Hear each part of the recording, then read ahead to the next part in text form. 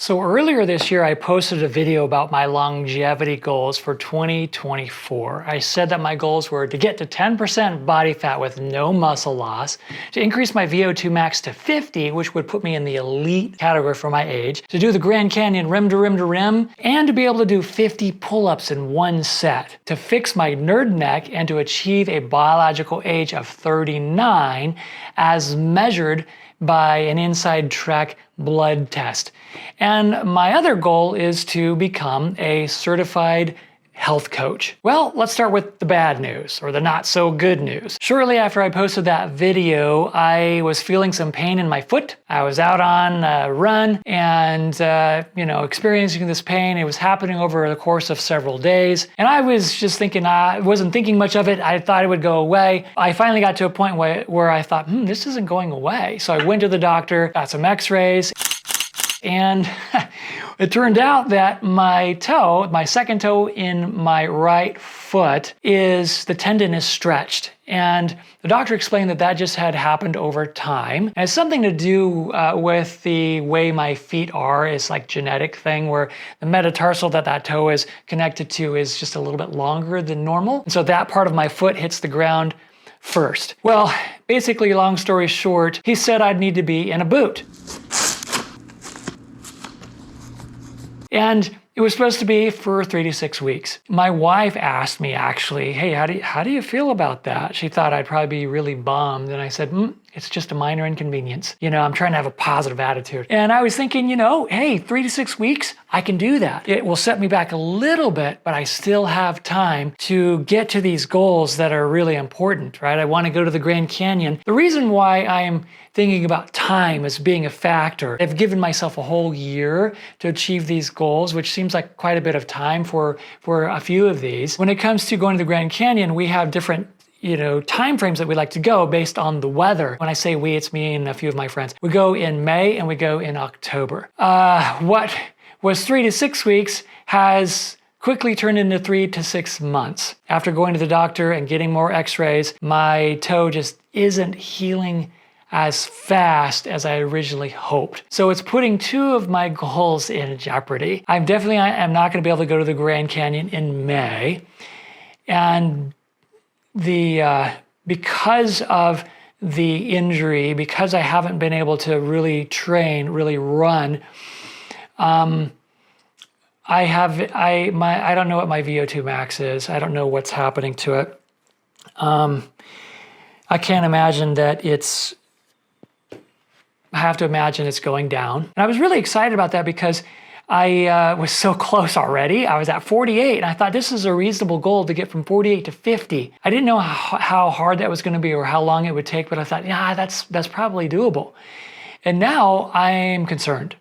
I'm concerned that I may not be able to get that this year. I have to say, the longer it's taking, the longer it's going on, the more frustrating it has become. But I'm trying not to dwell on it too much. There are some good things that are happening, so let's talk about the good news. I've been working really, really hard on my pull-up goal. And when I first decided, you know what? I'm going to do it. I'm going to try. I'm going to go for it. I'm going to see if I can do 50 pull-ups in one set. I don't know if I can do it. It's probably impossible, but I've been working at it really hard. And just the other day, this last week, I was able to do 31.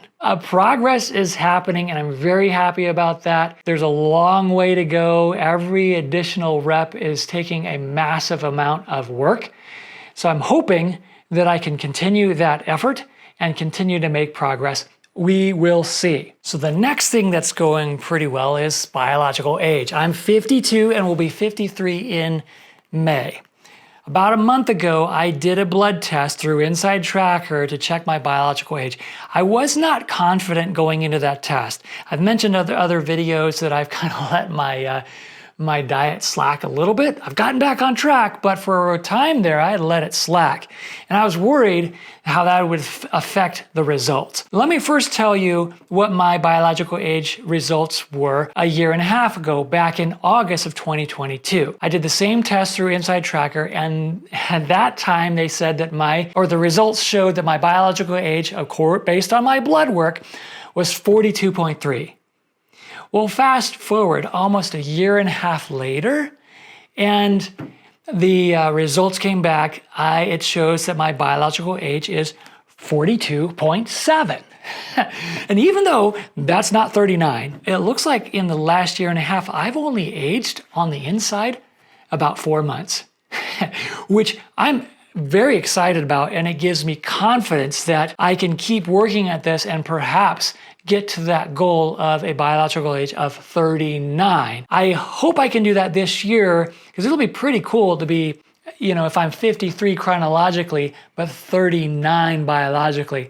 I think that'll be pretty awesome. So the next goal that's going pretty well is to become a certified health coach. I'm already a certified keto and intermittent fasting coach, but I wanted to expand that background to a broader scope. I decided to go with the Primal Health Coach Institute. They're approved by the National Board of Health and Wellness Coaching and multiple other organizations. I chose them because they align more closely with what I already believe, and actually the way I've been living for the last 5+ years. It's going to take quite a while. It's going to take like at least 6 months to finish.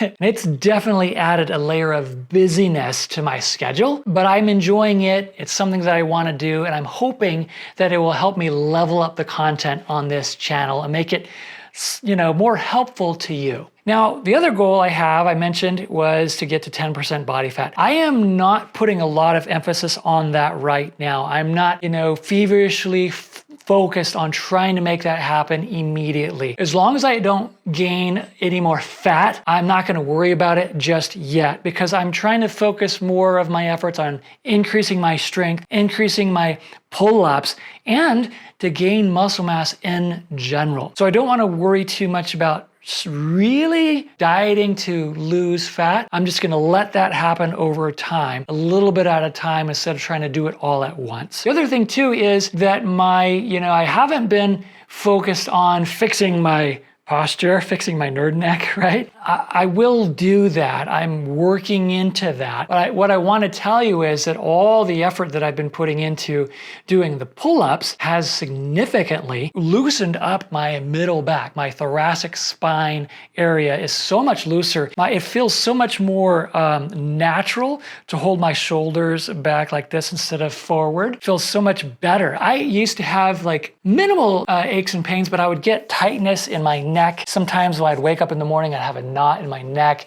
I would sometimes, from sitting all day, at work or doing editing or doing, whatever I'm doing, sitting at a desk, I would get pain in my upper back. I have to tell you, oh man, that is so much better. It feels so much better. I don't have any of those pains anymore. I haven't gotten any knots in my, in my neck or in the middle back. That is making a big difference, and I think that will go a long way in conjunction with other efforts to try to fix my posture. So there you have it. That's where I'm at so far. Making progress in some areas, not so much in other areas. I'm going to keep working at it, and I'll keep you updated along the way in case you're interested.